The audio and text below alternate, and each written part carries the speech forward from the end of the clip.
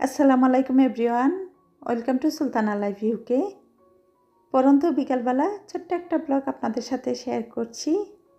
বাইরের পরিবেশটা একদমই স্তব্ধ, সারাদিন অনেক বেশি রোদ ছিল, সেই সাথে গরম। এই গরমের মধ্যে শাড়ি বের করে নিলাম, আজকে এক বাবির বাসা যাব। এটা ছিল ঈদের এক সপ্তাহ পর আমার খুবই পছন্দের একজন বাবি কুরবানি ঈদের মাংস খাওয়ার দাওয়াত দিয়েছেন। শুধু আমাকে না, আরও বাবিদেরকেও দিয়েছেন। আমরা সবাই যাব। তবে আমি শাড়ি পরে যাচ্ছি। গরমের সময় শাড়ি পরতে অনেক ভালো লাগে। নর্মালি এদেশে শীত থাকে, শীতের সময় শাড়ি খুব একটা পরা হয় না। শাড়ির সাথে ম্যাচিং করে এখানে জুয়েলারিও বের করে নিলাম। এই গরমের মধ্যে আপনারা কারা কারা শাড়ি পরতে পছন্দ করেন আমাকে অবশ্যই জানাবেন।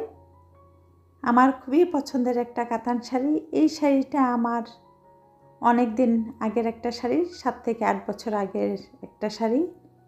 এই শাড়িটা আমি আগে 1 থেকে 2 বার পরেছিলাম, তবে অনেক দিন পর আজকে এই পছন্দের শাড়িটা পরব। যখন আমার কোনো শাড়ি অনেক বেশি পছন্দের থাকে, সেই শাড়িটা আমি যত্নেও রেখে দিই এবং মাঝে মধ্যে পরে থাকি। অনেক আরামদায়ক একটা শাড়ি। আর শাড়ি, কাতান শাড়ি মানে জুয়েলারি, যখন এই কাতান শাড়ি পরে থাকি, ট্রেডিশনাল এই ধরনের জুয়েলারি পরতে আমি অনেক বেশি পছন্দ করি। রেডি হয়ে গেলাম। প্রথমে আপনাদেরকে আমার শাড়িটা দেখাচ্ছি। ভীষণ সুন্দর একটা শাড়ি, অনেক আরামদায়ক। নর্মালি কাতান শাড়ি অনেক ফুলা ফুলা থাকে, এই শাড়িটা মনে হচ্ছে গায়ের সাথে মিশে আছে। আমার খুবই পছন্দের একটা শাড়ি। এখন যাব বাবির বাসা, আর বাকি ব্লগটা আমি বাবির বাসা থেকেই শেয়ার করব। বাবি আমাদের জন্য কি কি রান্না করেছেন, কি করেছেন।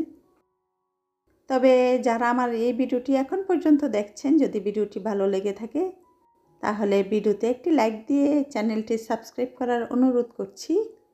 আর এখন বিকাল 5টা বাজে বাবির বাসা যাচ্ছি। আর আমাদের এখানে মাগরিব 9টা 34 মিনিটে। বাবির বাসা আসতে আমার 6 থেকে 7 মিনিট লেগেছে। বাবি মাশাল্লাহ অনেক সুন্দর করে ডেকোরেশন করেছে, যেহেতু এটা ঈদের পরে প্রোগ্রাম ছিল।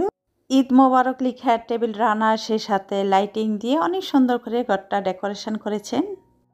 তবে আমার আসতে দেরি হয়েছে, সবাই খাওয়া দাওয়া শেষ করে ফেলেছে। অনেকটা মেসি ছিল, আমি খুব একটা ভিডিও করিনি, যেহেতু খাবারের পর মেসি থাকে। খাবার ডেকোরেশনের শুরুতে খাবার অনেক সুন্দর থাকে। এখানে আমি হালকা নাস্তা করে নিচ্ছি।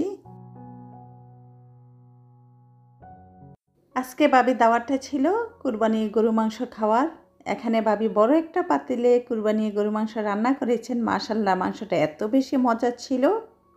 আজকে অনেক দিন পর আমি ভিডিওটা এডিট করছি, যখন মাংস দেখছিলাম খুবই খেতে ইচ্ছা করছে। কুরবানি মাংসের মধ্যে আল্লাহর রহমত থাকে। এই মাংসটা খেতে এমনিতে অনেক বেশি ভালো লাগে। নর্মালি আমরা সারা বছর গরু মাংস খেয়ে থাকি, সেটা কিন্তু এত বেশি টেস্টি না। বাবি আমাদের জন্য রাত্রের ডিনার রেডি করছেন। এদিকে আমরা সব বাবির গার্ডেনে চলে আসছি। মাশাল্লাহ বাবি অনেক গুণবতী, যেমন রাঁধুনি সেই সাথে তেমন গুণবতী। গার্ডেনে অনেক ধরনের গাছ, বিদেশে মাটিতে দেখতে ভালোই লাগে।